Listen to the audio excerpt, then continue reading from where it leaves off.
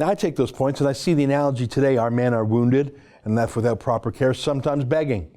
And faraway lands like High Germany in the 1700s, well, that was closer to a true British interest, geographically, economically, politically, religiously, in the year 1700, when empires were clashing, than Canada today sending Canadian troops to Mali? Can you find Mali on a map? No, seriously, can you? Can you name a Canadian interest in Mali? Can you tell me why a single Canadian should lose his or her life in Mali, other than for some obscure political point for Trudeau? So I like that song by the Dreadnoughts because it's an angry song about how soldiers are recruited and then expended. But to me, the lesson isn't to stop soldiering or stop recruiting, but rather the opposite, to treat soldiers better, both when they're in the army and after, not to send them on pointless missions in faraway lands with no connection to their homes.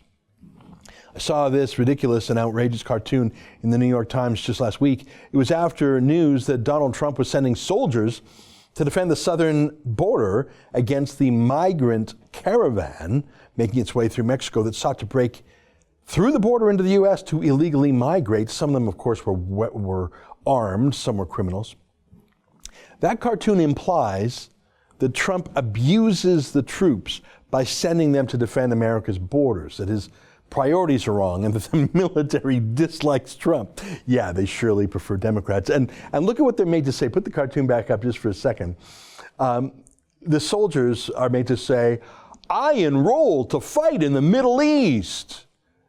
Now, I'm sure some did. America was attacked by Muslim terrorists 17 years ago, and many men did enlist, not enroll, but enlist. No one in the New York Times actually knows a soldier, so they don't know the lingo.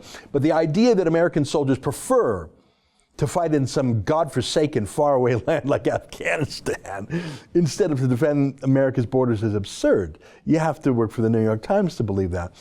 I believe we ought to respect our troops from the moment they're recruited, throughout their service, and afterwards. That means not sending them on foolish missions like Mali. That means giving them proper pay and equipment while they serve. That means taking care of them if they're wounded. 300 years after the War of Spanish Succession, the one in that Dreadnoughts song, 130 years after Kipling, 17 years after 9/11, it's the same. I think we need to do a better job of remembering, don't you? That's an excerpt from my daily show, the Ezra Levant Show, weekdays at 8 p.m. Eastern. Every day I do a monologue, interview a guest, and read my fan mail and my hate mail. To subscribe, go to therebel.media/shows.